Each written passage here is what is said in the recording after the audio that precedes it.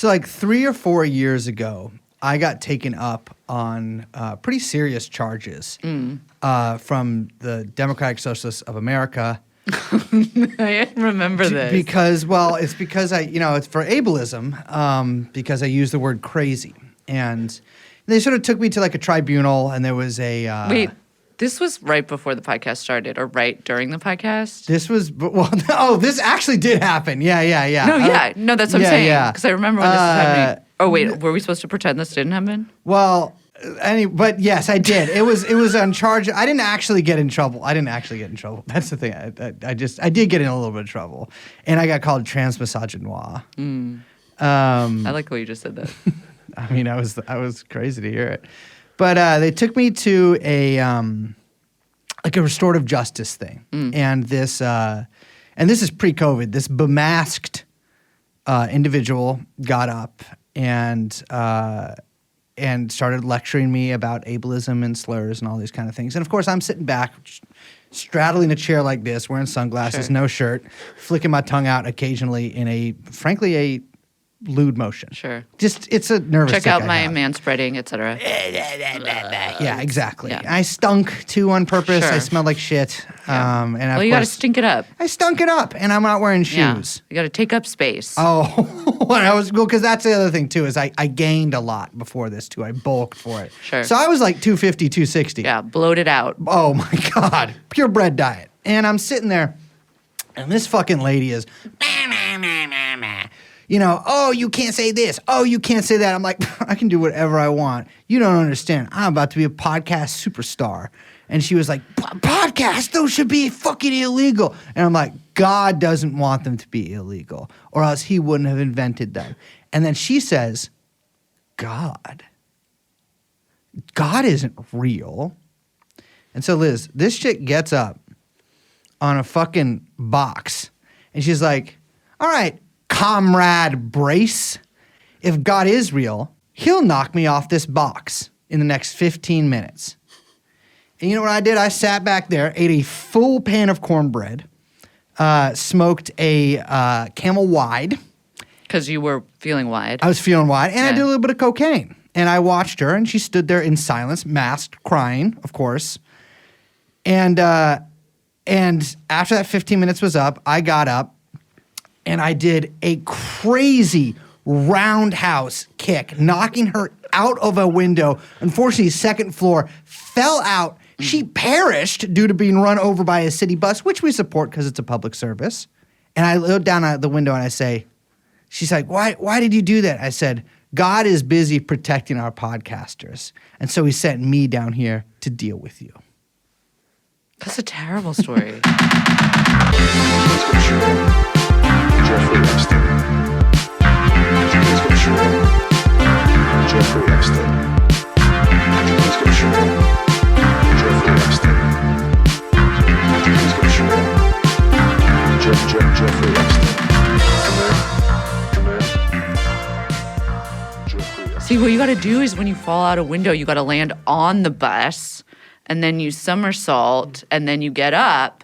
And then, the person who pushed you, or in this case, kicked you out the window, is looking down at you, and you go like, ha-ha, and then you just see the number of the bus, which you didn't know until this moment was actually on top of the bus, yes. The numbers. And then you just very quickly scurry away, jump off the top of the bus. If I was her, I would have drawn on me and fired. That was her main thing that she did wrong. Hello, everyone. Hello. My name is Liz. My name is Brace. We, of course, joined by producer Young Chomsky, and the podcast is called TrueAnon. Hello. Hello. I actually did get in trouble for. I didn't say crazy. I said another non-slur slur. No, it's not a slur. No, but I said a word that describes people with. Which one? We can bleep it. Insane. I said. You did? Yeah, and people got all mad at me. Yeah, it was. But you know what? I expended a lot of social capital, and I came out on top. Well, remains to be seen. Anyways, we are recording live. We have with us here today one of Liz's old professors from college. Little do you know that the reason the podcast is so successful is because Liz went to business school. Yeah. And we are fully funded by the state of Israel. We have with us today Shy David Dye. I just want to say that as I was taking in all of the ruckus that's been going on at our dear Ivy Leagues, as I was trying to make sense of the discourse, I want to say it was a little tough for us as, for our, fans listening, they'll know what I'm talking about. As lovers of the NBA and haters of the state of Israel, this has been a difficult discourse to make sense of. You're sort of like, which Shy are we talking about here? When people are saying all this shit, you don't know if we're talking about the NBA player or this crazy guy from Colombia. Yeah. But Does that convince you? Oh my God, still. It will be my project to get you into this, I promise. You missed a great Knicks game. Great Knicks game. Great Knicks game last night. Really memorable. Damn it. Oh my God, just zero interest. I'm trying, dude. You're not really trying. God, this reminds me of so many relationships I've been in. I am fucking trying. I'm fucking trying to have your interests, okay? No. I'm fucking trying. I'm fucking trying. I'm fucking trying. I love you. Okay, we are not talking about the protests at Ivy League campuses and other campuses of non-Ivy Leagues across the nation, though we should say solidarity with protesters. But we are indeed talking about a war. We're talking about the Ivy Leagues. Nope. No. What are you, Okay. Drake? Retiring. I was trying to do a Jamaican accent, and for those listening, there are white Jamaicans, and that's what I was imitating. I was trying to do a Jamaican accent because Babylon kind of plays into this a little bit. Babylon. Okay. I can't really do it. We're talking about Liz. We're talking about The most ancient of wars. the most ancient of wars. The wars between. Well, who are you referring to there? I don't know. I'm talking about the Holy War. The Holy War. The Holy War. There's a Holy War happening. There is a whole lot of war happening. We are talking a little bit about God.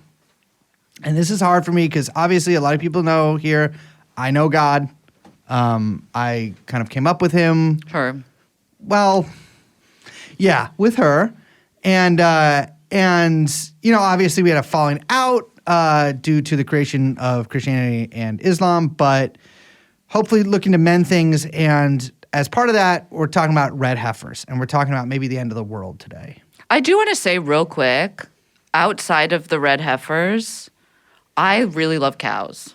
You do love cows. I am a big fan of cows. I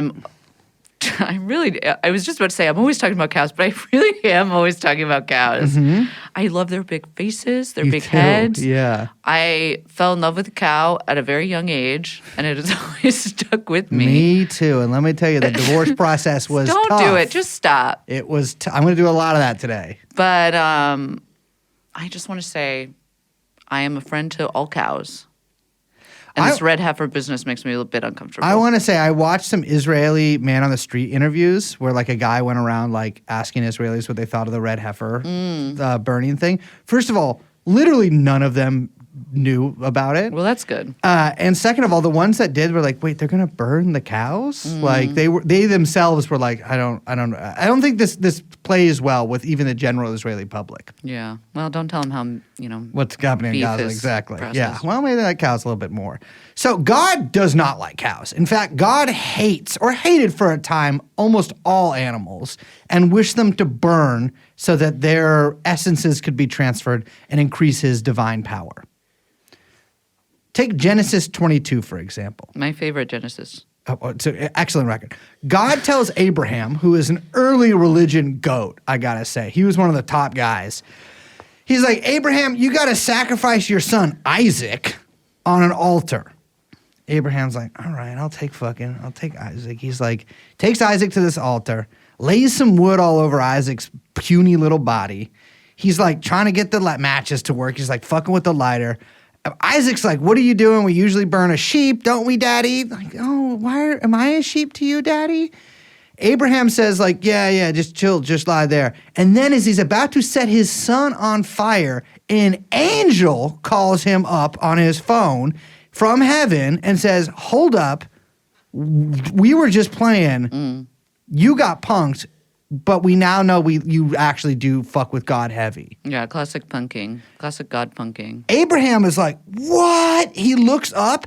His son is like naked, covered in oil, wood chips, etc. But behind his son, he sees a ram stuck in a thicket that just appeared because God put his ass there. He's like, Isaac, get your fucking funky ass up. We're burning this ram. And so they slaughter that ram and burn it, and its essence is transferred to God in a burnt offering, which makes God more powerful. I love this because I do want to say for our listeners at home, Brace has turned the chair around and is sort of straddling it, and his hat is on backwards. Oh, yeah.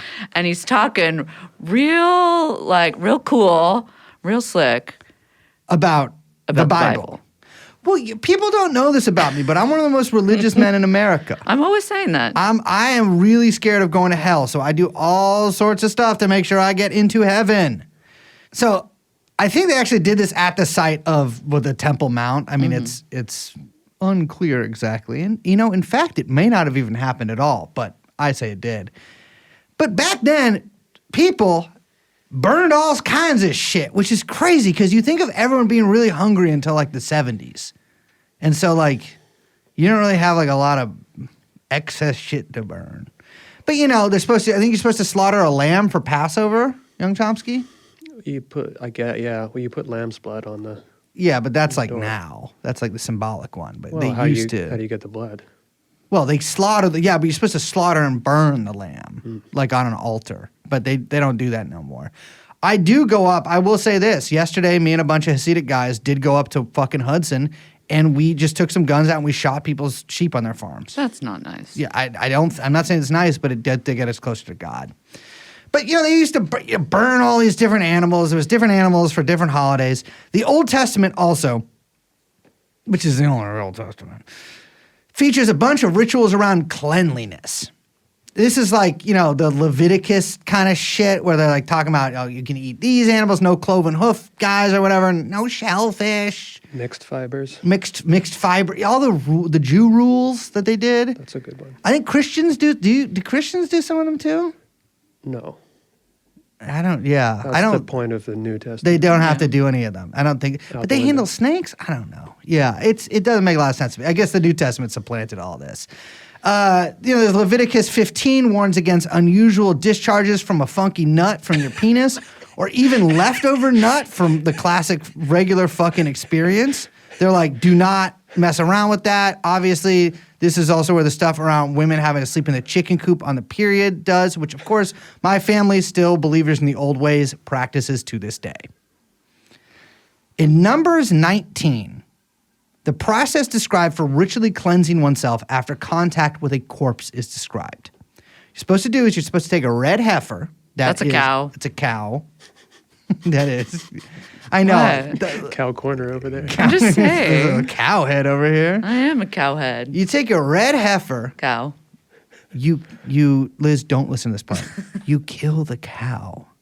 And then you burn it alongside cedar wood, hyssop, and scarlet wool. Well, hyssop, that's something you don't I hear. don't. much Doesn't about this seem these like the days. kind of stuff you'd buy like in an apothecary? Like Well. this is my little apothecary. Yeah. So this is the ritual law God has commanded. Instruct the Israelite people to bring you a red cow without blemish, in which there is no defect, in which no yoke has been laid. The ashes can then be used to purify people. Now, these sacrifices were performed at the temple. Not just any temple, not the little temple in Great Neck, Long Island, but the temple in Jerusalem. The problem is, there isn't a temple anymore. No. The first one got destroyed by, Liz, I think I have to have you pronounce this. The Babylonians? That's not what I meant. Nebuchadnezzar! In 586. Nebuchadnezzar and the Babylonians destroyed the temple. I cannot do the Jamaican accent. I don't know why you insist on doing it. I'm not doing one. That's just how I talk. That's just how you say Babylonians. Just how I say Babylonians because of what I was raised doing. 586, they famously destroy the first temple. For some reason, Nebuchadnezzar saw all of these Mina baddies, these Jewesses, and he's like, ooh, you all are so fine. I'm going to take as many Jews as I can to Babylon. And he takes all these Jews to Babylon, blah, blah, blah, blah, blah. Babylon gets smoked by the motherfucking Persians. Jews go back to Jerusalem. They build the second temple. They start doing all these motherfucking more sacrifices there. Maybe selling some trinkets, maybe selling some goods, maybe doing a little foreign exchange trading, which is not a crime, but some people view it as to do it. And even maybe it's the nicest building in Jerusalem. Until this little guy named Jesus. Sorry, this part's hard for me. Named Jesus comes and spits in the face of everything that came before him and kicks the FX traders out of the temple. And look what good that did him. He is disposed of in a way that I think is not okay, but some people at the time did. And then he comes back, they say. And then Judaism kind of did not do so well after that. The Romans tore down the second temple. And that is what started modern Judaism, which is basically a Judaism defined by exile, by loss, by the metaphysical. It became like a lot more like, well, maybe the temple is like, wherever you want the temple to be. Judaism shifted eventually many of its practices from what it's called temple Judaism. For instance, there's like no more animal sacrifices. They do the lamb's blood on the plate and shit like this. And there's always been this thing that the third temple will be rebuilt when the Messiah comes. Because the thing is with Jews, we're like, no, he wasn't the Messiah. But I kind of think maybe he was. I don't know. But even if he was, I'm still Jewish. I'm not going to go for him. Even if that guy is the Son of God, I'm still going to pretend like there's another Messiah coming. I'm not giving them that. But our whole thing is that there's going to be another Messiah. We don't really believe this, but some people do. That there's going to be another Messiah that comes, and then the third temple will be built, et cetera, et cetera, et cetera. So, I thought you did a really good job there explaining all that. Thank you. I really enjoyed that. I realized we didn't really explain what we're talking about. But I think that's okay because we're going to do it right now, which is that we've talked in the past about this kind of, and I'm going to say it, unholy alliance between insane right-wing Zionist Israelis and the American evangelical movement. Yes. And the strange bedfellows that they've made and how that's kind of come together. This we haven't talked about. In this messianic, plight to bring about the third temple. And? Sacrifice the cow. And? Bring on the Antichrist. And?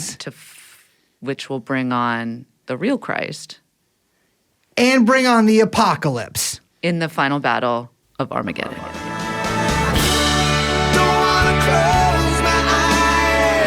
Now, this sounds insane, and it is, and yet is actually surprisingly mainstream in American right-wing circles, and increasingly in powerful circles in Israel. Yeah, it's funny because a lot of people note that American evangelicals are more supportive of Israel than in some ways than some American Jews are. I think that's the true. biggest base. Yeah, you know what I mean? Yeah. And this particular thing really exemplifies that special relationship. Yeah, and so much so that even this is so not mainstream that even the leader of Hamas has cited this movement to rebuild or build the third temple as a reason for as one of the big reasons for the October 7th attack. Yeah. No, I mean, it's mentioned in their little 16-page explanatory booklet they put out afterwards. Not the red heifers in particular, but the destruction of Al-Aqsa and the theoretical building of the third temple there. So we got to kind of trace all of this because as bizarre and weird and millenarian and messianic as it is, it does have a lot more purchase than I think any of us should feel comfortable with. Yeah. And we kind of have to trace a bunch of stuff in order to kind of make sense of all of this. So to start, We're going to be jumping around the timeline a lot here, going all the way back into, like 50, 60, 70 AD. Dome of the Rock, we're talking about, that's the first rock where God was like, oh, fuck, this gives me a great idea to build everything else. But to start, I'm going to go to my favorite decade, which is the 90s. The 1990s. The 1990s. Okay, not just the 90s. And I want to talk about the 1995 Jerusalem Act, which kind of kicked off some of the stuff that we're going to talk about. This was the controversial act that designated Jerusalem as the capital of Israel. It was passed by Congress and made a law without the president actually signing it, which this sounds very stupid. I felt very Schoolhouse Rock about this. Didn't realize that could happen. But I know I'll be a law someday. At least I hope and pray that I will. But today I am still just a bill. But it was so controversial that Clinton didn't even want to sign it and have his name on it.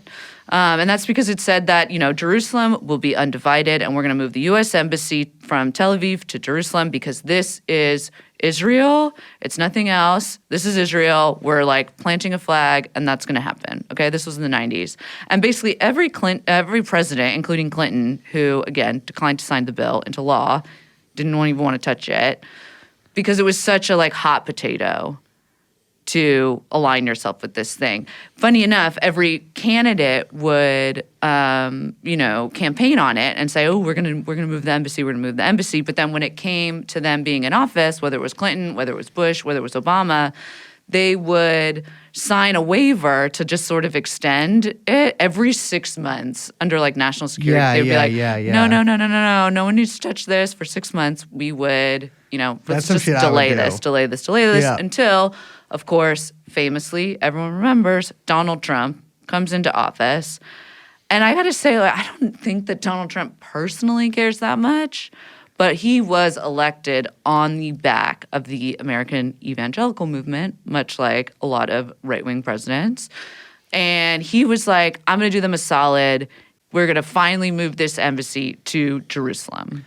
That's the funny thing I see people sort of just on morons online talking about well, I don't know if Trump actually might be better on Israel than Biden. They're both going to be bad.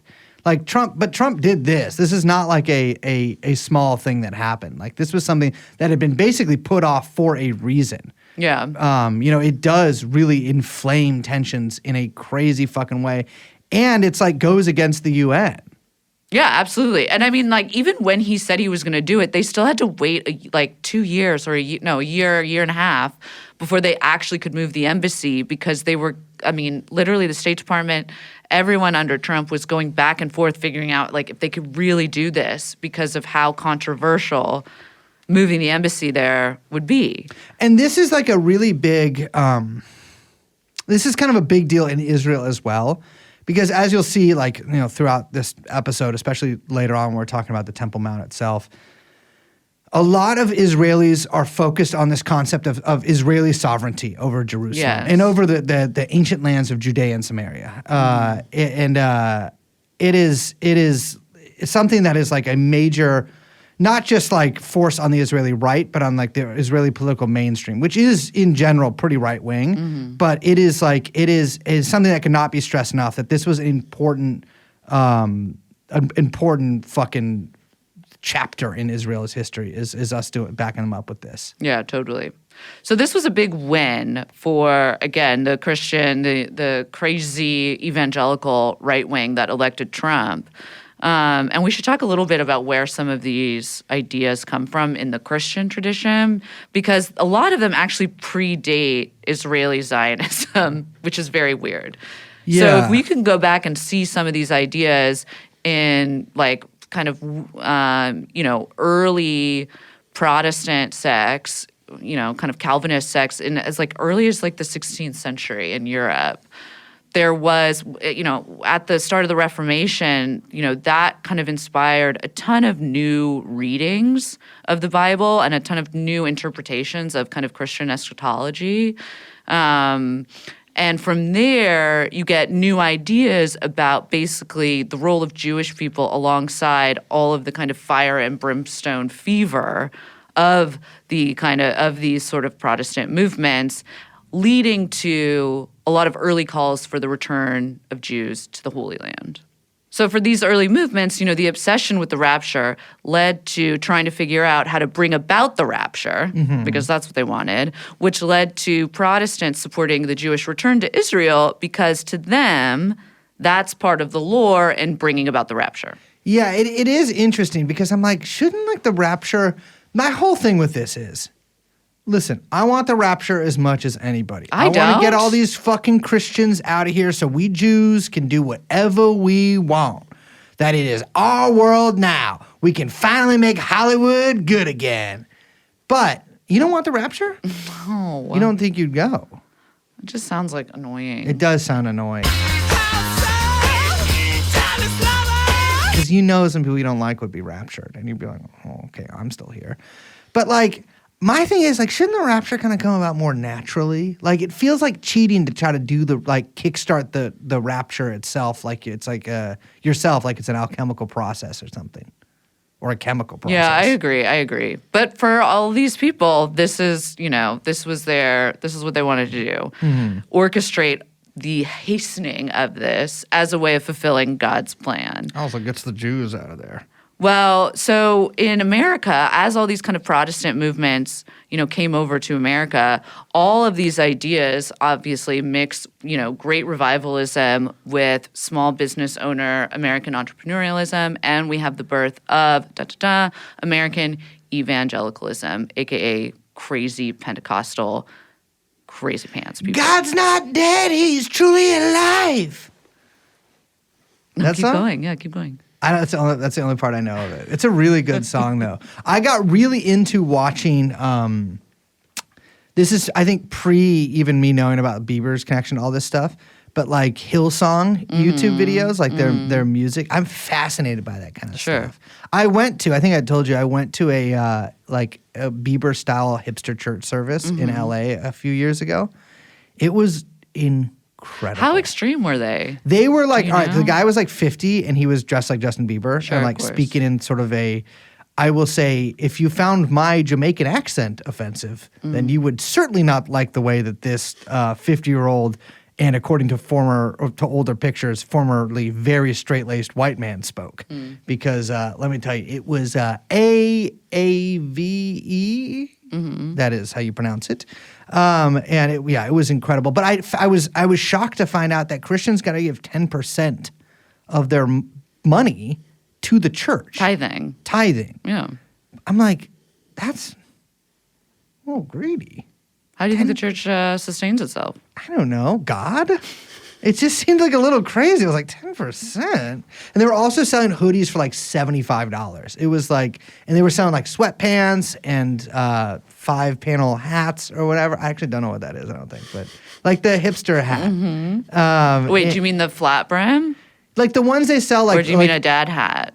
Like a coffee shops, like a hipster coffee shop sells these kind of hats. I don't know. Like. Is it flat or is it? It's Does it look like the one you wear? It's not like that one. Okay. No. The ATF hat is just a classic baseball hat. It's like paneled. You know what I'm talking about? Not really. Is that paneled? Yeah. It's not like that though. They were more structured than that. Anyways, they were hats they were selling for a lot of money as well. Okay. I want to get back to the evangelicals. So their support, American evangelical support for Israel actually, oh my God. Sorry. I don't know how that happened. Can we? American evangelical support for Israel crystallizes kind of around the 1967 war. Okay? So we're jumping in the timeline a bit, but we're not here to do total religious history. It's important to understand that the American New Right, in the wake of the Goldwater defeat, didn't really know what to do. They were kind of in shambles. They were unpopular. They were lame. They were losers because they were racist. No young people didn't like them. All this stuff, they couldn't get really far. And so they were looking for basically how could they organize and organize quickly. And so they turned to church networks, which were, these incredible civil society networks that were offering kind of untapped resource for organizing throughout America. And I know it sounds weird, but the evangelicals at this point weren't really that. I mean, they were political, but not really, not in a way that we would understand now. They also were, I mean, and this should come as no surprise, not a big fan of Jews. What, of us? They were famously extremely anti-Semitic. Of Jews? You know, they were a big fan of the whole, you know, Jews killed Jesus narrative. Well, okay. Like you've never, I'm sorry. Yes, digression real quick though. Let me say one thing about this. We don't need to. Yes, we killed Jesus. First of all, my bad or whatever. You know, I'm sorry. I'll take accountability. We'll take accountability for that. But second of all, killing Jesus led to Jesus coming back, which led to your religion rising and led to you taking 10% at this church in LA. So you're mad at us for doing the thing that made you have a religion. Just seems a little funny logic to me. So it wasn't just that. I mean, look, they also, it was, you know, they hated Catholics, Fair. any non-strict Protestants, Okay. Jews, everyone, all damned to hell, not going to heaven in the evangelical view, right? Yeah. Politically, they did not like the relationship at all between Israel and America Interesting. for that reason, right? Literally because they were anti-Semites. Yeah. Now, the right wing had an issue with that. They weren't able to kind of get a lot of this stuff going until they were able to recruit a little man named Jerry Falwell to head up the Moral Majority in 1979. This is a pretty big deal.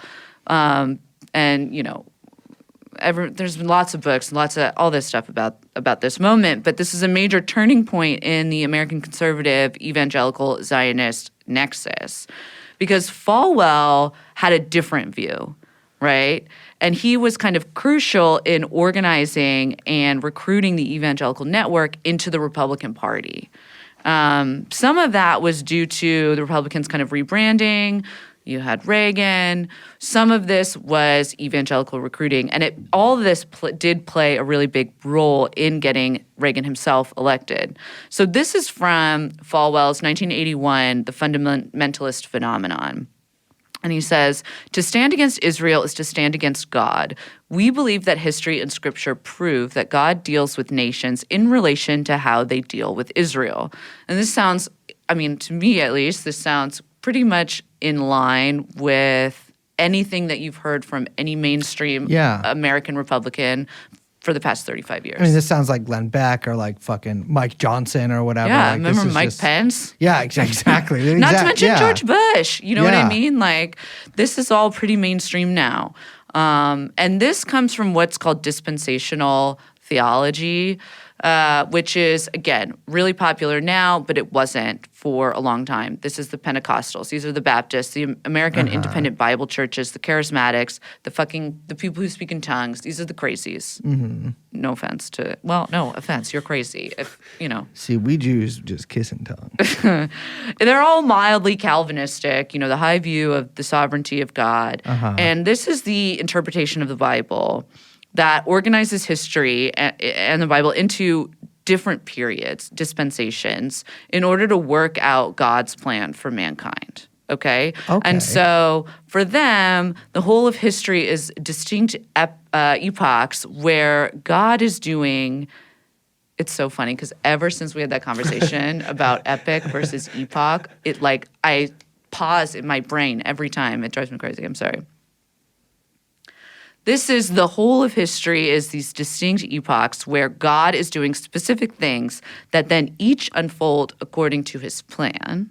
Interesting. And he's governing, you know, the world in a specific way during each specific time, right? This is different than other readings of the Bible. It's a very, very, very literal reading of the Bible. Now, there are 7 of those dispensations, which we don't need to get into, but for our purposes, the final one is called the Millennial Kingdom. Oh, God, I'd hate that. I know. Was Lena Dunham in charge of Insert it? avocado toast joke. Exactly. Insert, I'm sorry.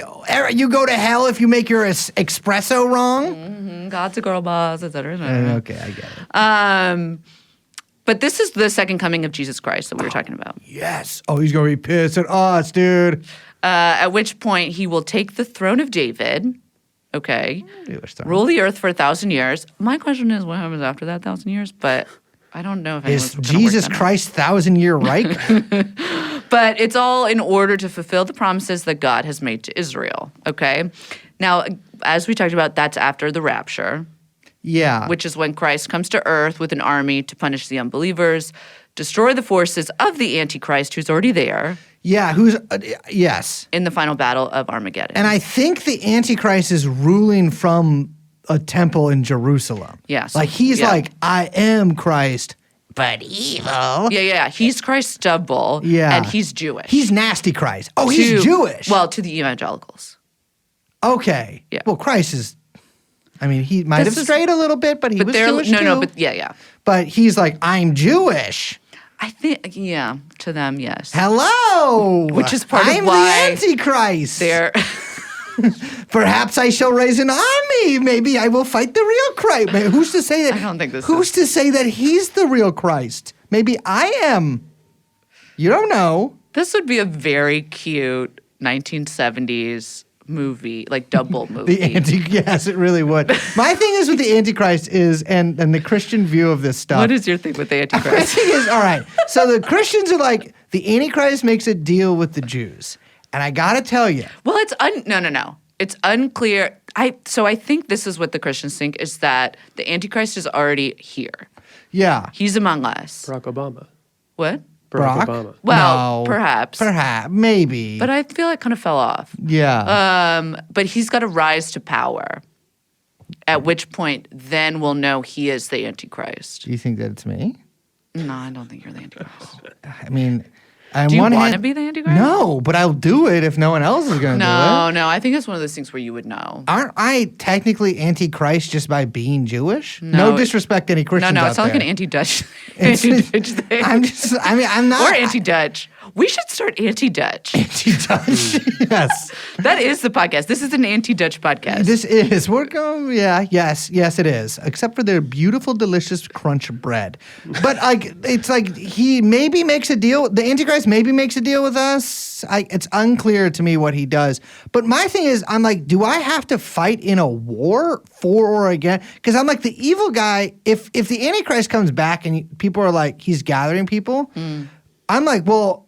I think you just start following him. But if that part of the prophecy is coming true, then I'd be like, well, fuck, dude. I mean, Jesus is going to come back, so I'm But going to Mike, hold do out you for think Jesus. that you would put it together?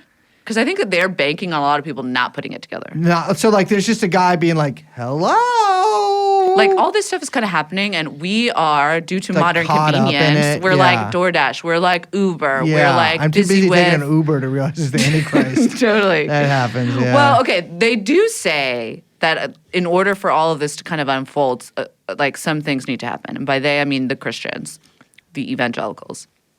They say first the Jews need to return to Israel. no. And that's because it's up to the Jews to bring about the Antichrist. So that's to the evangelicals, there's the Jewish Messiah who is a false prophet who will come.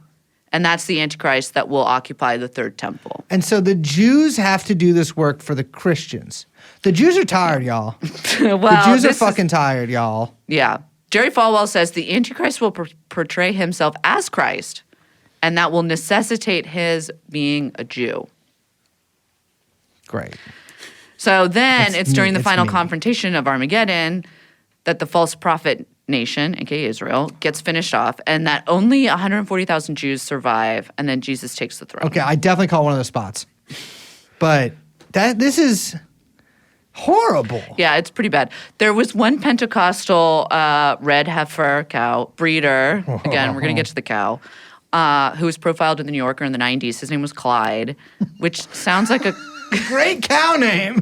No, not the cow, the breeder. Oh, well, great Clyde breeder is name. both a great cow and a great guy's fucking Pentecostal name. Yeah, it really is.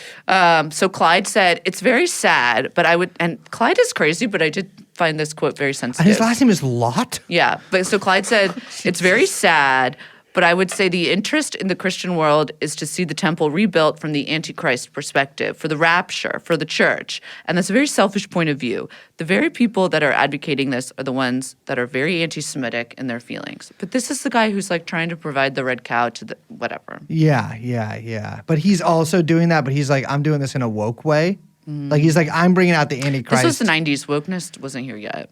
Yeah, that's true. He's like, I'm doing this in a pre-woke way. Yeah. It was, back then we They called call it like politically correct. Yeah, he's bringing about the Antichrist in a politically correct way. So prior to the 1980s, prior to the rise of Jerry Falwell, the fundamentalist attitudes about Israel and the Jews was more of the classic, like, we should just convert them all to evangelical Christianity. Good with me. Yeah, we don't like them. Let's do it. Why don't we just get rid of Judaism? That was their kind of view. Well, because, And Falwell kind of like flipped the script on that.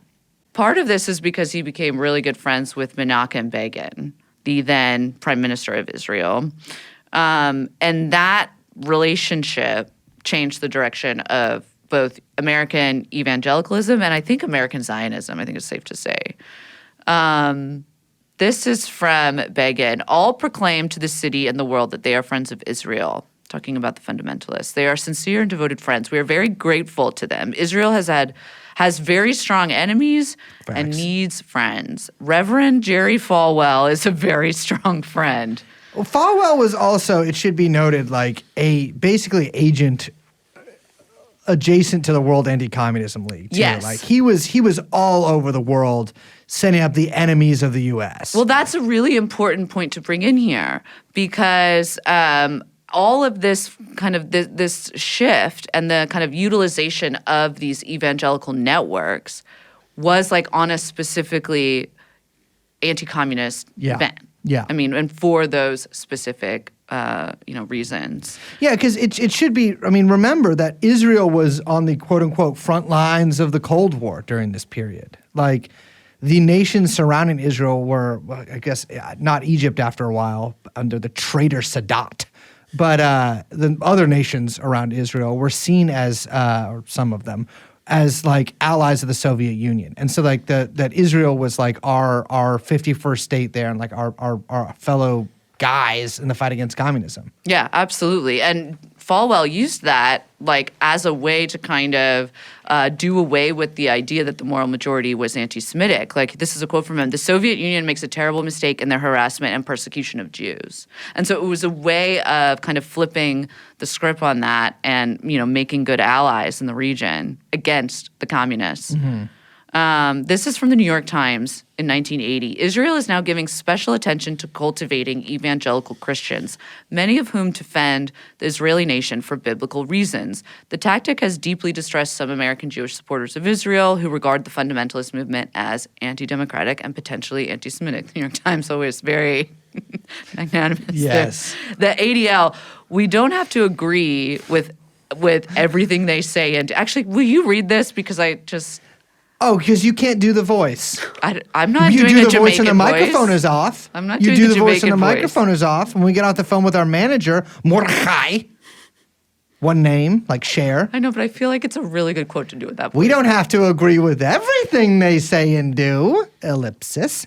The key thing here is you have a body of people who, for their reasons, are expressing their support. It's the for their reasons that really For their got me. reasons. Hello, my name is Jonathan Greenblatt. It's a pleasure. You smell wonderful today. That's Greenblatt terrible. probably wasn't the one saying this because he's a little too young. I do want to point out before we move on to the Christians, move on from the Christians, because I'm getting sick and tired of talking about them, is that Ronald Reagan himself believed the Battle of Armageddon would happen during his administration. So much so that about 100 mainstream Catholic, Protestant, and Jewish religious leaders signed a letter during his re-election campaign to get him to publicly denounce Armageddon theology because they were so afraid about like his, like melting brain and where it was going. Yeah. This is a quote from Reagan. "Never in the time between the prophecies up until now has there been a time in which so many of the prophecies are coming together." This man sounds so much like Trump. It's crazy. Those two. "There have been times in the past when people thought the end of the world was coming and so forth, but never anything like this." which is a fucking crazy ass thing for a president to say. Yeah. I mean, especially that's one that can start a nuclear I mean, war at any that's point. how I remember. Like the first time I ever came into contact with any of this stuff was during George W. Bush when he was president, and Yeah. like reading articles talking about like his evangelical support and Republican support for Israel Absolutely. was predicated on this idea of like Armageddon. Yeah. And it always struck me as weird to make an alliance with these guys because I'm like, these guys want us to leave like desperately as part of like what they believe will bring back Jesus Christ, who's their main dude, is to get us all out of the nations that we're apparently so parasitic around and send us to Israel so that we bring about the Antichrist, which brings about the apocalypse, which sends most of us to hell or Yeah. I guess convert to Christianity. Yeah. It just seems like not something that's good for the Jews.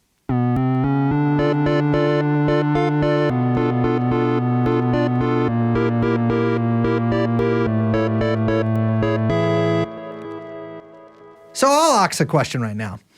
What is currently, That was you like that? Yeah. What is currently on the place of this destroyed second temple? So the Romans came here and in their fruity little Italian way, destroyed the second temple, which Yes. God let happen because he hates the Jews because we killed his son.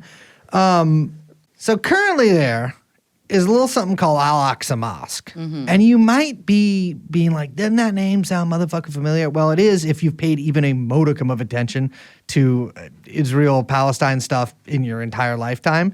But it's also was the name that Hamas, or excuse me, let me pronounce it the Israeli way, Hamas, named their operation after on October 7th. So the Al-Aqsa flood. right. It is a very important and fraught location. So it's located in Jerusalem and takes up a bunch of the old city of Jerusalem. So Jerusalem's in all these different sections, et cetera, et cetera, et cetera. You know, listen, ladies and gentlemen, you ever seen the picture of any politician in the history of your lifetime when they visit Israel, put on the funky little hat and make the little touch on the wall? That motherfucker's right next to it. Yes. It is like a big, essentially like Islamic worship complex. Like Yeah. it's not just like there's Al-Aqsa Mosque, there's the Dome of the Rock, there's a bunch of shit on there, there's a bunch of different shrines. You know, Jerusalem is like the city that God had an apartment in. You know, like it is the ancient city of all Abrahamic religions. And so there's shrines for essentially any kind of little flavor of Abrahamic religion you're into, you can find it in Jerusalem. But currently, and for the past like 1,500 fucking years, it has been a Muslim holy site. Yeah, the third holiest site after Mecca and Medina. So pretty serious holy site. Like you said, it's more of a compound or a precinct than a single building. You've got, you know, classic historic gates, minarets. You've got the mosque, big shrine, and also the Dome of the Rock. So that thing is a big old gold motherfucking dome, and that contains the oldest rock ever. Basically, the rock that a lot of people think that like started the world or whatever. It's a giant rock down there. I think different Abrahamic religions have kind of different interpretations of the rock. The one thing that I know to be true is that the Ark of the Covenant is rumored to be held underneath it. This is a gold chest that contains the 2 stone tablets that Moses brought from God. Now, I didn't want to say this on the podcast, but I have a plan. Okay, stop. I think we can get the Ark, but Okay. it's like there's a big complex. There's tunnels underneath it. It is, you know, it was. I think it's also where like Muhammad ascended to heaven. Yes, that's for Peace be upon him. Muslims. That's exactly what they believe. Yeah. Is housed there. I mean, Like- there's like it's a major site for Islamic pilgrimage.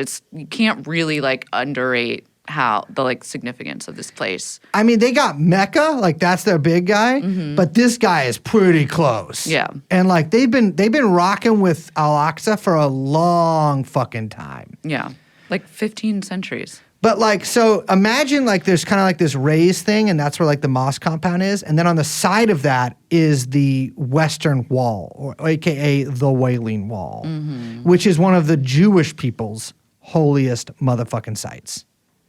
And then like kind of next to that, in the arena, you have one of the oldest Christian sites as well, where Jesus was famously killed, then resurrected at the end of the Via Dolorosa Okay. at the Church of the Holy Sepulchre.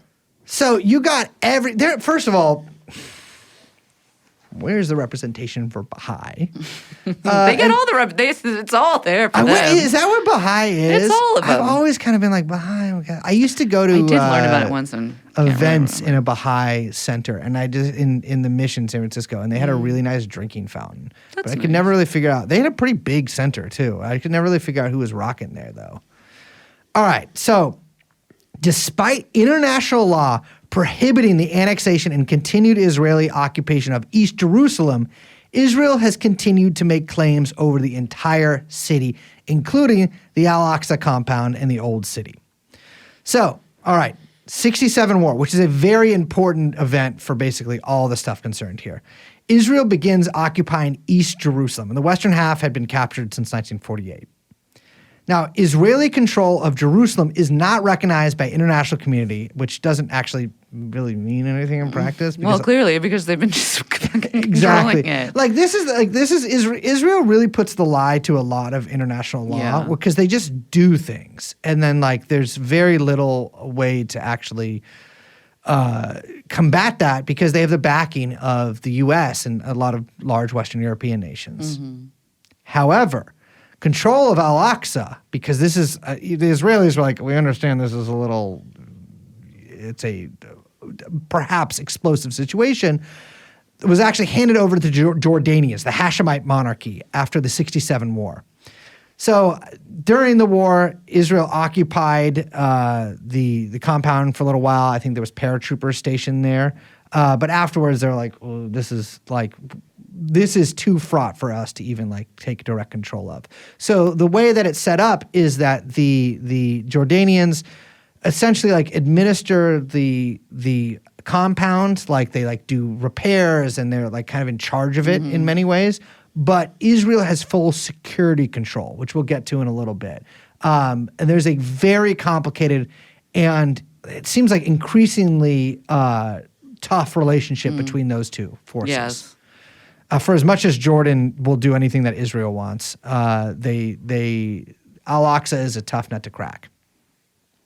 So the way it is now is there's a status quo, and it's referred to as the status quo. Yeah, it's basically just a bunch of handshake agreements It about really how is. this, the holiest of holy sites in the history of the world will be jointly controlled and managed. It's just a bunch of kind of old families giving each other wink, wink, nod, nod agreement over millennia. Yeah, so again, It's fucking it's nuts, insane. dude. So Muslims are allowed to, in theory, Muslims are allowed access there as a holy site. They can pray there, they can do services there, all that kind of stuff. It is a Muslim holy site. Those are the people who kind of get the most access to it. Jews and Israelis and foreign tourists are allowed to visit legally in through one gate. There's I think 9 gates total. 8 are just for Muslims. 1 is for non-Muslims. But Jews are not allowed to pray there. I'm frankly not sure, and I'm not familiar enough with Jewish theology to understand if we're allowed to pray there anyways, because there isn't a third temple there. And I know that a lot of very ultra-Orthodox Jews in Israel are we can't go there at all, even to visit. Right. But it is technically, for the most part, the status quo. The status quo is supposed to be that Jews are not allowed to pray there. Now, as we'll see, that status quo is not always upheld, but that is how it's supposed to be. Muslims are allowed to pray, non-Muslims are allowed to visit, and that's just the way it is. Yeah. However, the vast land gains made by Israel in 1967 galvanized, I'm going to say extremists, because they're religious extremists, yes, but they're not technically the most religious people in Israel. There's people who are much more extremist in their practice of religion who are less nationalistic than these people. That's kind of that's why I think fundamentalists make sense. It's the same with the evangelicals in a lot of ways. Yeah, exactly. And so The huge land gains made by Israel in 67 galvanized these religious fundamentalists or these right-wing fundamentalists because Israel had reclaimed much of ancient Judea and Samaria. Many figures in Messianic Judaism, which had adopted a somewhat pragmatic stance over the temple since the founding of Israel, believed that this was a message from the big guy himself. That's right, God. Israel, they thought, would take control of all the territory controlled by the former Jewish kingdom, and the third temple would be rebuilt upon the Temple Mount. Unfortunately, there's something on the Temple Mount already, and that's Al-Aqsa Mosque, Dome of the Rock, etc. However, things didn't exactly go to maybe how they thought they were going to go. Eventually, Sinai was given back to Egypt. The Camp David Accords really disillusioned a lot of these guys. It's like Israel made all these gains, and they were like, yes, things are coming true, and then like politics kind of got in the way, and things were maybe not coming so true anymore. I want to note that the first guy that I could find that tried to destroy Al-Aqsa Mosque in the modern era was not a Jew, but an Australian born-again Christian sometime in the late 1960s tried to set fire to it. So they could build the temple. Yeah. That's crazy. However, starting in the 60s, a group of radicals, there was many groups of radicals, but a particular group of radicals called the Jewish Underground, which is not a very creative name, started coming up with all these, and they're a lot of these guys were also, they followed this guy named Rabbi Kook. I know. It's not a great name. Yeah. Well, they came up with this plan to crash a plane filled with explosives into the Dome of the Rock. They're like, okay, well, maybe that won't work. But we're going to do a combined assault of silenced Uzis, gas, and explosives stolen from army bases, and we're going to blow up the Dome of the Rock, Al-Aqsa Mosque, that way so we can build the temple. You're telling me this is Kook's plan? This was actually, Kook refused to bless this plan, which is the reason that it didn't go out. And I'll get to that a little bit later, but these guys were actually too extreme for a lot of people. They were like, because their whole plan was that this would blow up, if once they did this would put Israel into a regional war that Israel would no doubt win. And so that it would actually finally reclaim all the territory that had just given back from the ancient Jewish kingdom and like finally put a stop to all the enemies of Israel, Egypt, well, I mean, I don't know, because I don't know what would happen if someone blew up the Dome of the Rock. Like, I think that probably even, traitor countries like Egypt would have to be like, fuck, we got to do something about this. It would be an unprecedented event, essentially. So a lot of these guys get arrested because, first of all, they maimed and killed a lot of Palestinian civilians, and they were finally arrested by the Israeli police while setting explosives on 5 buses full of Arab civilians who were supposed to be going to work. A lot of these guys go to prison. However, public pressure and a lenient judiciary let many of them out within a decade or sometimes much less, oftentimes to a lot of fanfare and reintegration into what was becoming the political mainstream. So these guys started out pretty far outside the political mainstream. Get absorbed in. But yes, Israeli political culture has moved more towards their position, and they're sort of meeting in the middle. Throughout this episode. Mm-hmm. So in 1980, Israel passes a law saying that Jerusalem was not only complete and united, which is clearly a contested claim, but also the real capital of Israel. This is what prompts the UN to pass a resolution being like, no, that law is null and void. But Israel doesn't care. And so when people say the occupation of Jerusalem is illegal, that's what they're referring to, right? They're saying that it is illegal under international law. East Jerusalem is occupied territory, which, again, I don't really understand how you can just be like, oh, it's just occupied territory. Oh, we're just occupying this territory. It's like, well, get them out.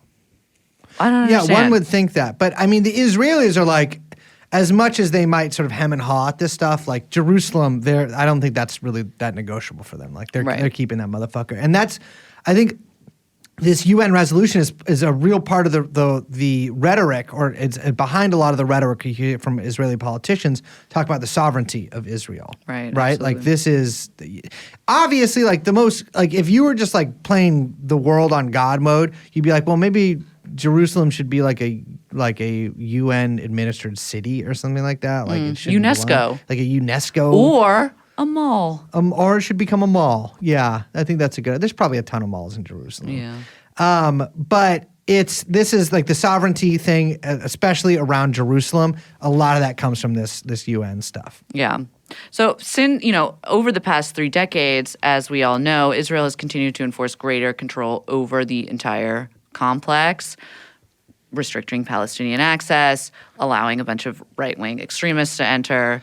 Yeah, in fact, the Second Intifada was set off by Ariel Sharon visiting the Temple Mount, which was hugely popular with the Israeli population, but obviously was not received well by Muslims because they took this, or by Palestinians and Muslims in general, because they took this to mean, and I kind of understandably, that this could be this is like basically a provocation, and like that Israel might maintain or might take full sovereignty Right. of Al-Aqsa.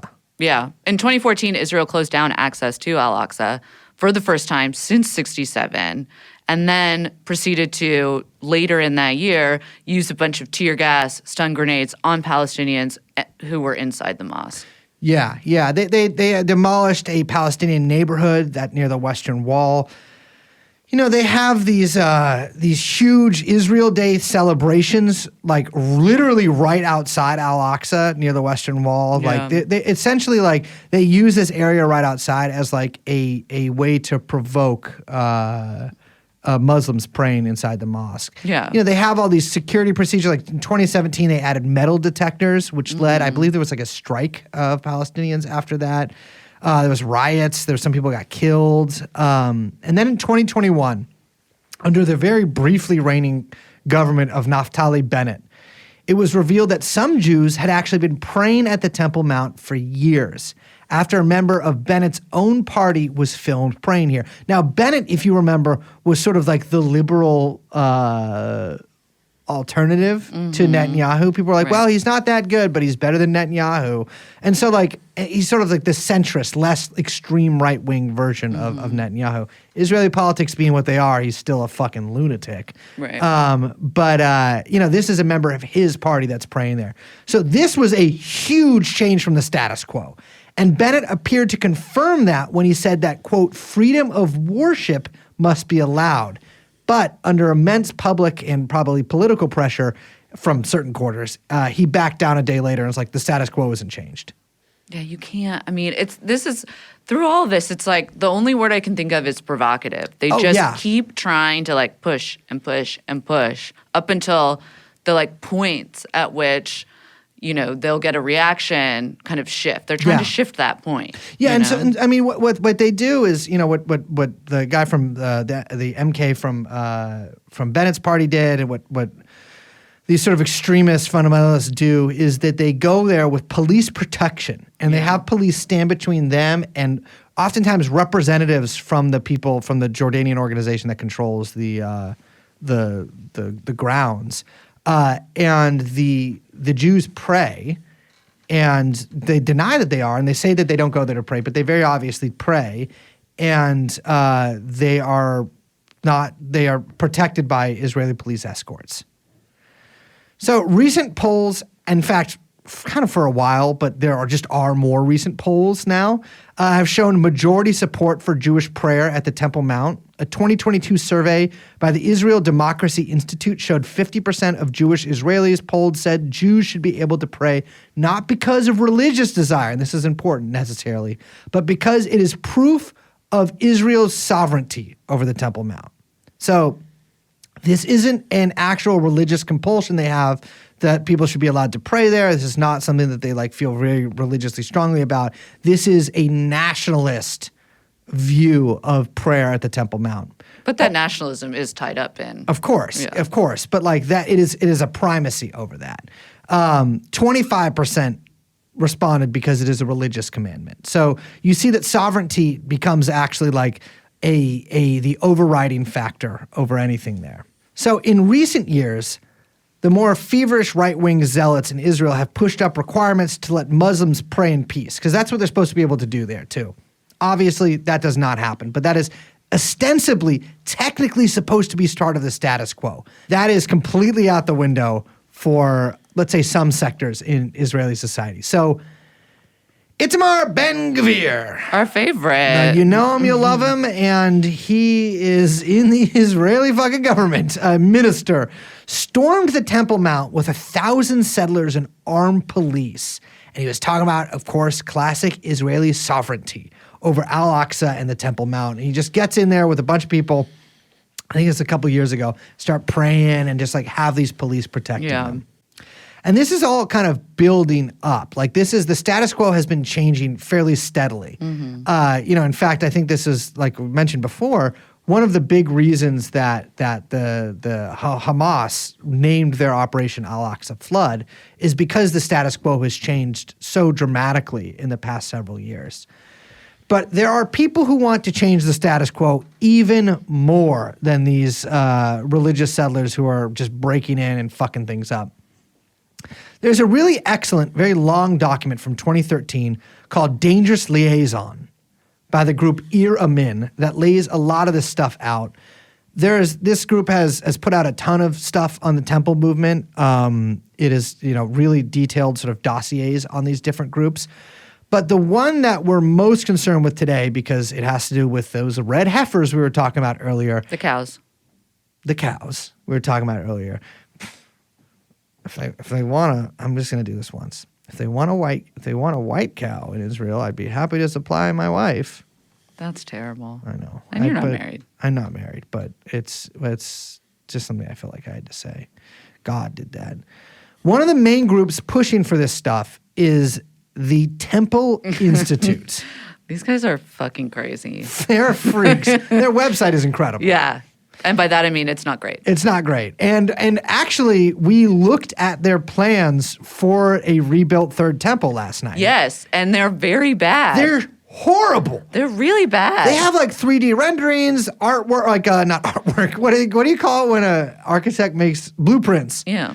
They have blueprints, 3D renderings, and I gotta tell you, it looks like I think I told you, it looks like a 3-star Saudi hotel. It's really not cute. So tacky. It's really bad. I could not. I don't expect much, I will say, but I did expect a little bit more.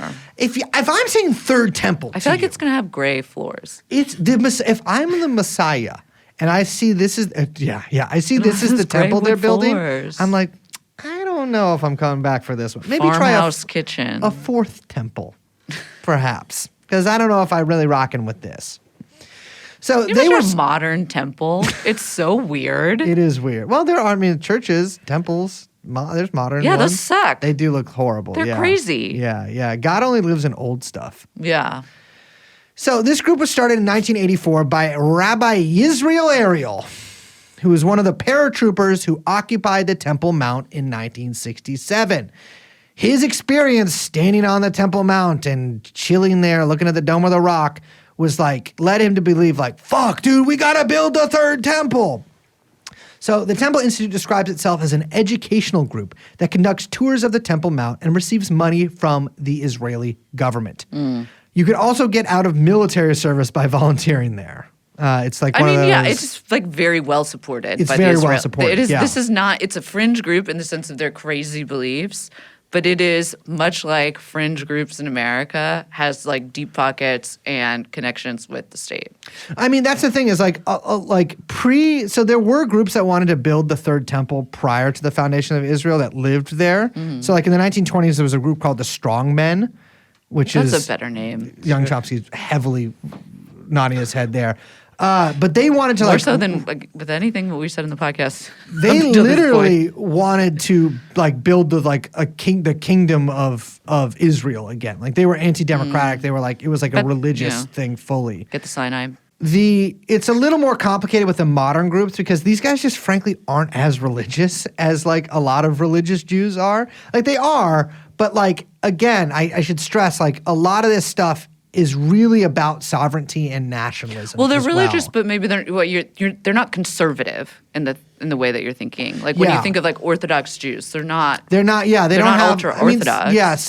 I'm sure there are ultra Orthodox ones, but a lot of these guys, the Hilltop Youth, for example, the most sort of notorious teen settler freaks, Mm-hmm. they're on drugs and have not really that religious, but it's they're sort of like a lumpen fascist element. Yeah. That like, and these guys are, the Temple Institute is not the lumpen fascist element, but I think it's like, they're more serious about their religion, but it's not as like, it's just a little different. Yeah. I think it's not too dissimilar from some of the ways in which like the less like practicing kids of a lot of these like fundamentalist Christian groups operate. Yeah. Yeah. It's just, then obviously then like US nationalism is like very different, but yeah. Yeah. Yeah. I mean, so like, a big part of like what Temple Institute does is like, they like recreate old religious vessels, and they have like a museum where they display like the garb of the priests that are supposed to like the special priests that are supposed to sacrifice the animals and stuff like that. They actually do animal sacrifices. Yeah, I know. Well, yeah.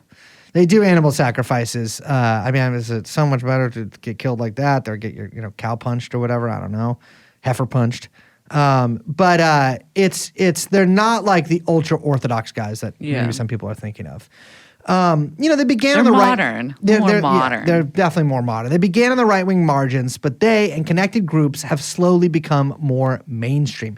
Members of the Knesset have increasingly grown close to them, have been endorsed by them. They've been like lauded in the Knesset. The chief Ashkenazi rabbi of Jerusalem, David Lau, once endorsed them, although it seems like I looked at more of his recent statements. I don't know if he's walked it back, but I think he got a little freaked because he's like, oh, these guys are serious. One of the guys who planned to blow up the Dome of the Rock, those guys I was talking about who were, so obsessed with Israel's taking the Sinai that they decided to blow up the Dome of the Rock. A guy named Yehuda Etzion, who changed his last name to Etzion in the 1960s as an homage to an early illegal Israeli settlement. He got imprisoned for his terrorist activities. And once he got out of prison, he realized that his former approach had been too violent, that he had been too avant-garde, and that he's now something like a temple reformer as opposed to a temple. Yes. Interesting. And so that is now like the main tact of these guys, is they're explicitly laying out that we actually need to lay the groundwork in public opinion and public acceptance of the building of the third temple, which they kind of are. They kind of are. And the thing is, too, they are kind of slick about it, too, because in all of, like, the depictions of the third temple, there's no, like, Al-Aqsa, there's no Dome of the Rock. There's no Muslim shrines there. We just got the third temple. And so the implication, the very obvious, overt implication is that it's been destroyed. We're going to destroy that. Yeah. But to put up our condo. Yeah, to put up a condo temple. It's a very nice real estate property, and you haven't even looked at it yet before you make your judgment. But I guess that's how you people are, Christians. So, like I said, as part of this sort of easing the public into it, there have been these ritual practice sacrifices of lambs for Passover. Every year, like someone tries to go up to the Temple Mount with a lamb and like do it, and they do get stopped by police because I think the cops are like, we can't have like. Israeli police are pretty conciliatory to the Temple movement people, but like I think that is like they just have to work doubles for the next week, and so they probably don't want to do that. They're slowly easing this into public consciousness is working to an extent. A member of Benny Gantz's more, quote, liberal party said in the Knesset, "It is important to extract it from the purview of religious lunatics." And he's talking about the Temple Mount. "We must explain to broad sections of the public that without this place, our national freedom is not complete." So you see again this issue of sovereignty, right?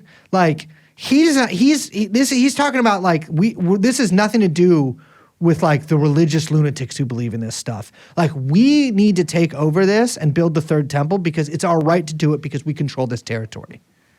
Why don't they want the Sinai back? What's in the Sinai? But doesn't that hold a lot of religious significance for? Yeah. Look at me. I mean, but they're like, I don't know. I guess they just don't really want it back that bad. I mean, maybe they're like, we'll take it eventually. Because, I think they want to build the temple. They're kind of more focused on the temple now.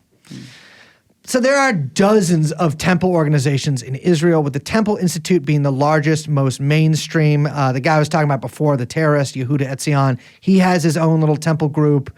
In 2022, temple movement groups tore down signage forbidding religious Jews from entrance to the Temple Mount and put up signage under the aegis of Israeli police. So like in official places, encouraging Jewish prayer on the Mount. And now they've got their red heifer. The cow.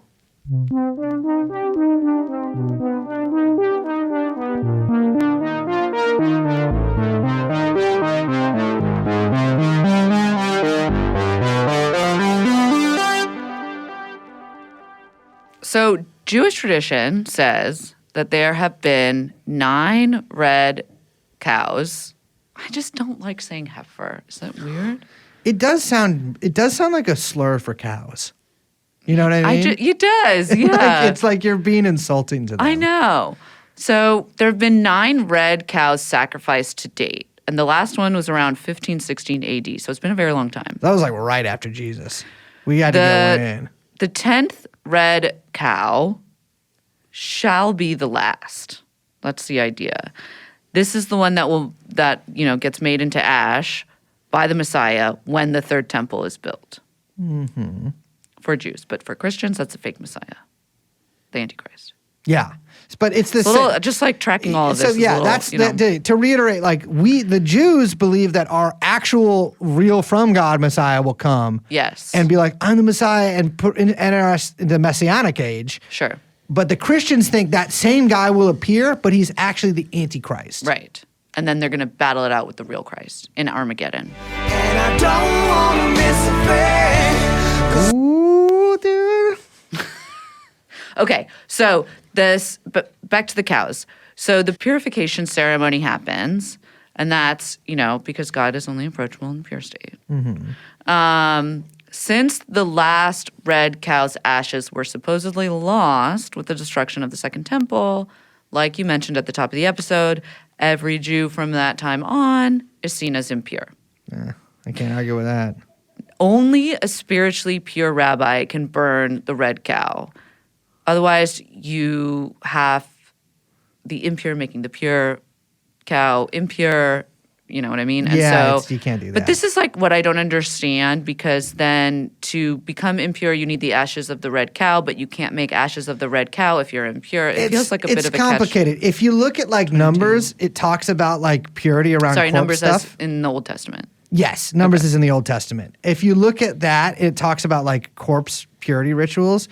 Like you can catch being impure crazy easy from people. And so like being impure is like it's like it's definitely like a cootie COVID style situation. thing. No, way worse than COVID. Because COVID is not like real, but God is. I will And say, so, I did want to clarify that, because Numbers definitely sounds like a guy in your life that you know. Numbers, yeah, my Numbers guy. big crowd No, work like you're for- like, oh, I called my friend I call Numbers. my friend Numbers. Yeah, fair enough. It does yeah. really sound like a brace guy. Well, it's the Deuteronomy as well. No offense. Yeah, Deuteronomy. Yeah, I do know Deuteronomy. But Wait, that's actually a really good Deuteronomy. rapper name for you. It would be good. Yeah, Leviticus too. No, that one's maybe a little too on the nose. What about? I feel like my sex name would be Revelations. That's terrible. You know? That's terrible. That's like my fuck What's name. a Is sex that? name? That's like my fuck name. What is that? Like, well, you would. I guess you don't know, but like when you're like a pro, like when you're good at or whatever, you kind of get like a nickname. Like You're they give, good like, at whatever. Dale Earnhardt and stuff like that. Those guys get and like What's his nickname? Speedy, but like he had one, I'm sure. But you get a nickname if you're really good. So in the fuck community, they call me Deuteronomy. Revelations. They call me Revelations. Okay, so back to the cows. A qualified red cow has not been found in Israel in almost 2,000 years. Fair enough. Weirdly, though, red cattle are not unusual in the United States, which, by the way, cue weird evangelical stuff about destiny here and Yeah. the role of the United States in helping Israel, right? For these weird cow people. There's an American breed of cow called Red Angus.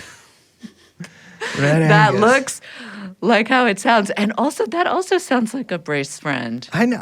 Listen, I know a lot. I've met a lot of people in my life, all right? I've never met a red Angus. Do you know an Angus? I don't know any. No, I don't. No. I feel the like only Angus I can think of is a guitar player from the two brothers from AC/DC. what's the Only one. character? Well, I guess only one is Angus? named Angus. Yeah, What's they're the both named character Young. Angus Mel. from that movie? Oh, the movie's Angus. Which great Weezer B-side on that soundtrack. Gave your love to me softly. Okay. In 1996, a red calf was born in Israel on a farm. There was a rabbi there that pronounced it as a qualified red heifer cow, even though it had stray white hairs and the red ones were starting to turn black. I think this one rabbi was very excited. Yes, and so here's the thing too. This cow has to be totally red. Like one of the things that I think it has to be between like 2 and 5 years old. It has to have no more than 2 non-red hairs on Yes. it. And it can never have been yoked, meaning like it can never have been used for work, and it can't have any deformities, meaning also it cannot have been chipped ever. Yes, a totally pure red cow. So no COVID vaccine. I think it basically at 2 years old, you start to determine whether this could be the pure red cow. And then once you decide, you have to wait until it reaches 5 years, at which point it's ready for sacrifice. The next circumcision. Regardless, with this cow, the one from the 90s, even though it didn't seem to be the right cow, the rabbis got very excited and they took all the news to Jerusalem and everyone freaked out. There was a Haaretz columnist at the time that called for the cow to be shot because they said it was more dangerous than like any Arab terrorist to like the future of Israel. Yeah. It was a really, really big thing. So it took a couple years, but everyone was like, look, this cow is 1, turning black, 2, where it's not turning black, it's got white hairs. This is not the red cow. Yeah. So it was not. They took back their claims that this would be the one. And then, from a September 20th, 2022 article in the Jerusalem Post, Liz, if you would read this. 5 perfectly red heifers required for the ritual purification of those who have touched a dead body. It's a weird way to say that. Arrived in Israel from a ranch in Texas on Thursday as the Temple Institute continues preparations to lay the ground for the construction of the third temple in Jerusalem. A Texas cattleman named Byron Stinson found these fucking cows. A Christian Zionist. A Christian Zionist. Yeah. Byron Stinson. No, he's a Jew. Byron Stinson found these fucking cows, these 5 perfectly red heifers, and sent them along to Israel. So this was a joint mission between Christian and Israeli Zionist organizations, many of them being tax-exempt U.S., quote, charities. You gotta love it. So again, these people both believe that this will bring about the Messiah. However, the Christians, and it's sort of an apocalyptic millenarian thing, however, the Christians think that he's going to be the Antichrist, and these Jewish guys are like, no, he's the real deal. Trust me, he told me. Classic double story. Classic double story. Yeah. This was laid out by Third Temple activist Zaki Mamo. I don't actually know how to pronounce it, but Tzachi.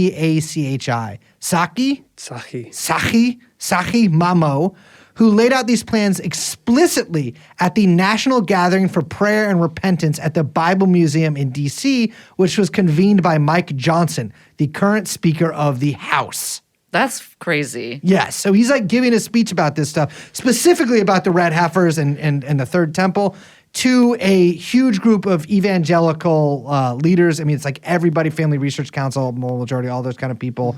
A lot of politicians are there from the Republican Party.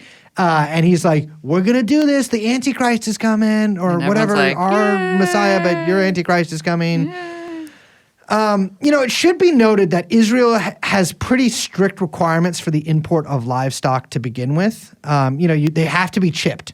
That's like every country. Every country, because they get sick. You don't want like shit cattle in your rocking cattle. Well, yeah, but also, because you want to track where these things are coming from and if they're bringing anything into the country. Also diseases. Yeah, that's what I mean. Yeah. This was not done with the red heifers. They are unchipped because that is the equivalent of a yoke and a deformity. An exception was made for these cows. Yes, exception was made for these 5 red cows. According to Ir Amin, I believe joint Israeli-Palestinian, maybe just Israeli NGO that I was talking about earlier, the importation of the heifers was explicitly assisted by the Ministry of Agriculture. So the government made an exception for these cows Yes. because they could be the ones sacrificed to bring about the building of the third temple. So the red heifers were met at the airport by Zahi Mamo, who, by the way, it should be mentioned, is not only like a third temple guy, but he's a prominent East Jerusalem settler activist. You don't say. Who's personally involved in evictions in Sheikh Jarrah. Yeah, you so don't like say. he is like a guy who he's a nasty fucking piece of work. And a government official who is the Director General of the Ministry of Cultural Affairs in Jerusalem from, I believe, Ben Gvir's party. I might be wrong about that. But like they're met by, prominent settler activists and Israeli far-right politicians who are far-right but still within the Israeli political mainstream. The cows have been transferred to Shiloh, where they've been visited by a ton of Christians and psycho Jews. You can look up, if you're driving right now, close your eyes, first of all, and then do Siri and be like, Siri, YouTube. Siri, YouTube. I don't know if that works on other people's phones. Well, yeah, just take your foot off of the pedal because you're in your Cybertruck and it'll just keep driving and Siri will take over. You know what a good prank to play is? Check this out. Alexa, call Do Not Answer. I don't. Oh, I get it. I have all. Yeah, I have. Do you have that in your phone? All my old heroin dealers I put in my phone is Do Not Answer, and they're still in my phone. That's like cute. 10 years later. Yeah. Or there's some that are like, do not call, do not answer under any circumstances. I still called them. That's what happens in 3-body problem. They do not call. Yeah. I try to give people, I'm trying to spice up people's life a little bit. So, if you look at YouTube and like search just red heifers visit, because there's a lot of just like videos like the red heifer, like from like Christian Ministries Sure. YouTube. There's like But you can- charismatics.org. Yeah, but you can find like a ton of like sort of soy-faced people being like the red heifer, like who are Yeah. in Shiloh, like visiting them at the Temple Institute. I mean, speaking of psychos that have been there, like Benjamin Netanyahu planted an olive tree at Shiloh in 2019, which was a fucking controversial move and was a clear nod to the temple activists. Well, in 2011, Zahi Mamo purchased a plot of land on the Mount of Olives overlooking the temple. And apparently, the government has been funding what is going to be a sacrificial spot for the cows there. So the place that they're going to sacrifice the cows is not actually on the Temple Mount, but it has to be looking into the Temple Mount, like where it's at. And so that is where they're planning on doing it. Now, according to a Facebook post from 3 weeks ago from the Temple Institute, they may have a priest ready. Now, do you want to read this post? I don't know if you looked at the photo yet, but Oh, I've seen the kid. He's like a young guy, right? hold on. But read the Oh, post. and we yeah. can look at Okay, the yeah, kid. I have seen this before.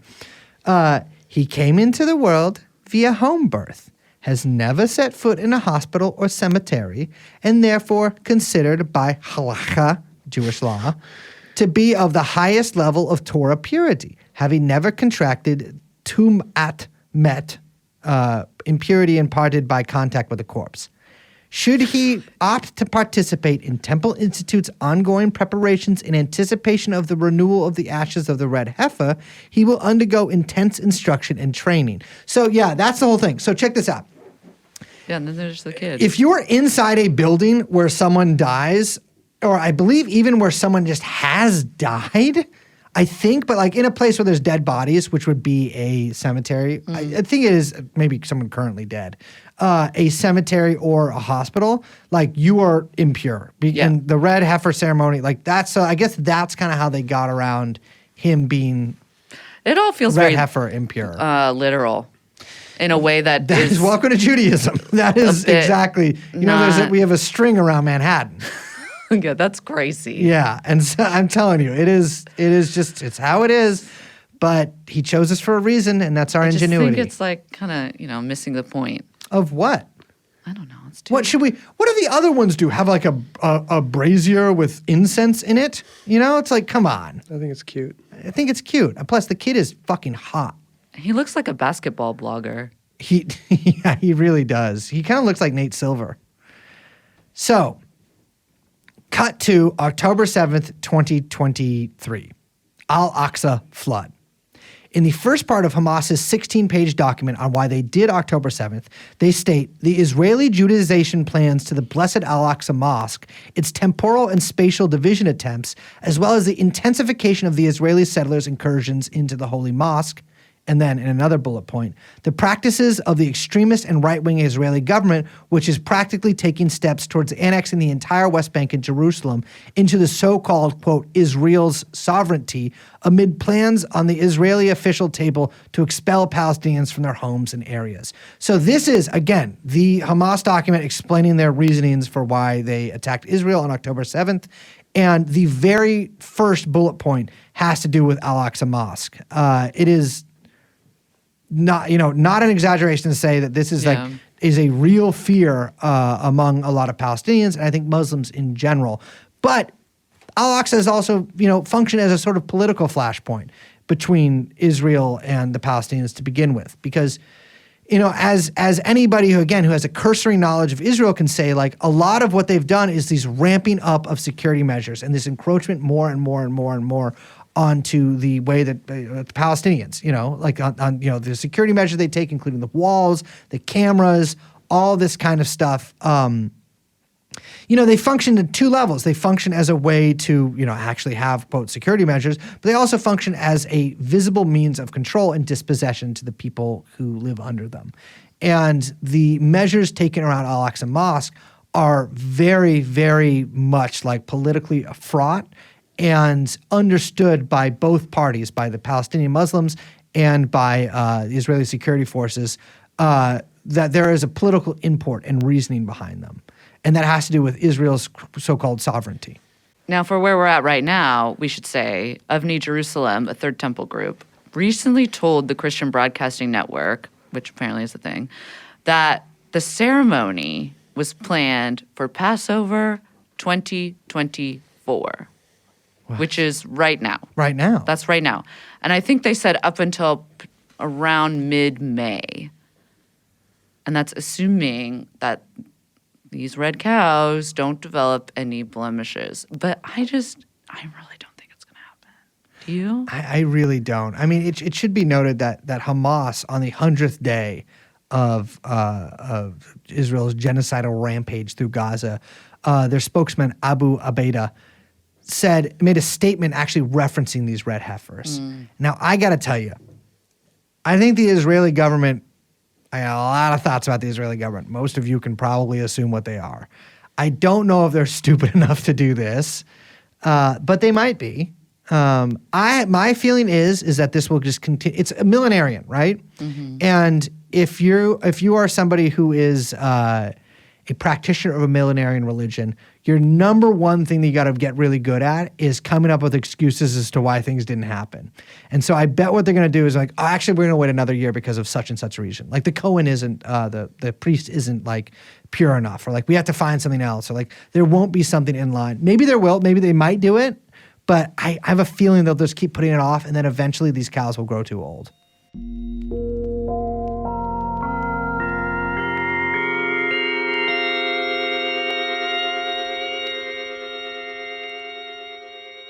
What I don't understand is why would we as Jews sacrifice an animal for God? Why would God even need that? Because he actually sacrificed his only son for us.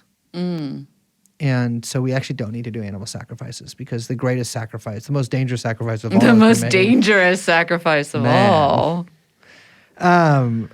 There's a... I just think it's fucking crazy when you start to realize that all the people in charge believe this insane fucking shit. I gotta tell you. It's like worse than Dr. Strangelove. It's Dr. Strangelove Bible Thumper. I just am like, I watch so many videos of like Stinson talking and a lot of these guys talking. I'm just like, what? Like, dude, are you for, like, you believe this? But a lot of people, I mean, that's the thing, is a lot of people, listen, I think atheism has become very unfashionable in recent years. I think because atheists crossed the annoying quotient. Yeah, like they got too annoying and made God real.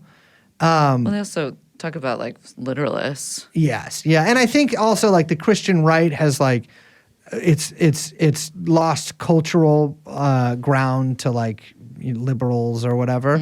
But then sometimes when you read this stuff, you're like, Jesus fucking Christ, like. Like they shouldn't be having these prayer things with these guys. Like I think it's like if you think the Antichrist is going to come and do an apocalypse, I'm like I feel like you shouldn't be in the government. But so many of them are. because I've always understood that actually the real apocalyptic event will happen when the armies of Christendom fight against the Islamic State in Dabiq. And so that's kind of what I've been like waiting on. Because my whole thing is with any of this is I am waiting until all cards are on the table before making my bet. Right? I am a blank slate. I will go to whatever heaven is real, which is the most Jewish thing of all to do. But I'm just like anybody, whoever's apocalypse is coming true, I will join them because it seems like they were probably. Wait, but how right. are you going to know which is true? I'll know if the Antichrist comes, dude. Do you think that you would be able to tell that Antichrist is the Antichrist? Fuck yeah, dude. I'd be like, that guy's the Antichrist. But then what if he's not? Then he would prove me wrong by doing a cool miracle. Well, what if he's like, I don't care because I don't care about you? That would really hurt my feelings. But Christ would never say something like that, right? I think. Was Christ nice? Was he chill? Famously very nice. But didn't he like? He treated others as he wanted himself to be treated. Well, that didn't work, did it? I mean, it's. It did though, because He goes to heaven. Yeah, he was resurrected. I don't understand. I mean, But then he comes down and then he like everyone dies. So. That's what I'm saying. Is like so he's just delayed because I'm like I get it if he came down like 10 years after he got smoked and was like time to die. It's like, but also like would be funny like. That's like such a like short period of time. But it would have been very funny. Well, we didn't do it. You know what I mean? Like what? Like what? Why now? Like you come back now? I don't know. They've got the cows. Why don't you come back and get the guys that did this to you? Maybe they should do the cows, then it doesn't happen, and then we can all move on. We're not going to move on because here's the thing: if they do the cows and it doesn't happen, the other thing is the temple activists say that like well, maybe we'll do the cow, and also like even the Christian evangelicals who are involved in this will say like. We might do the cows now, but that doesn't necessarily mean that we're building a temple tomorrow. And so that's another way to put off the millenarian shit, like even further. I think it's like we need to build. Okay, you know what you always do with these people? You go Looney Tunes on them, and so we build a dummy entrance where we say, okay, this is where. Oh, now is the time. Do the cows, build the temple. And we get them to do it, and we let them have their little fun. Mm-hmm. Nothing happens, and then everyone can go home and make fun of them. Well, what I don't understand is that why these guys or just leave them there.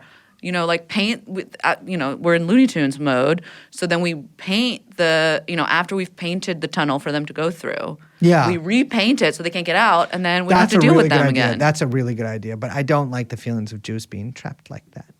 My question is why is everybody out there searching for a Messiah? When's he going to come? When's he going to come? He has already come. He has already come. And his name was Menachem Mendel Schneerson. I thought you were going to say, why is everyone always saying, when is he going to come, when you should be saying. When is she going to come? That is something that Revelations would say. That Revelations would say that. When is she gonna experience pleasure? You should be asking. When is she gonna experience pleasure? Because that's what a lot of guys don't understand. Is she needs to experience a modicum of pleasure as well. Modicum. A modicum of pleasure as well. A measure of pleasure. Modicum also sounds like maybe a modicum. Well, that's what I used to be called in the sexual community, and then they've raised me up to Revelation. The sexual community. You don't like the sexual disgusting. community? You sound like Jerry Falwell. Well, but unlike a lot of his friends. Yes, the sexual community, Liz. I do like. It does feel very Spike TV era Fedora atheist.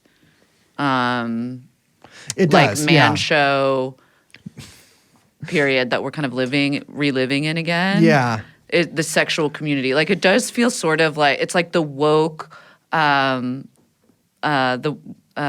pickup artist. Well, I don't get about people who's like, they're like, I live a sex-based lifestyle. No one says that. People do say that. Well, Who they says live that. that? I don't know if they say that, but they live that. But people who are like, Wait, you know, like a so they sex- don't say that. Like, I don't know if they say that. I don't know them.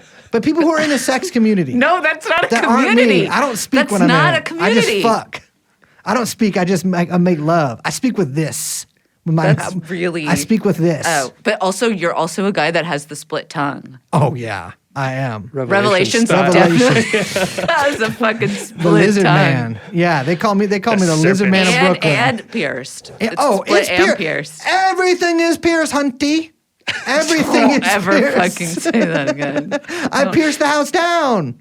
Sorry, I'm trying to be more accommodating to those people. I do feel like Revelations is extremely straight, though. He is, but also straight sex is crazy gay if you get into the nuts and bolts of it.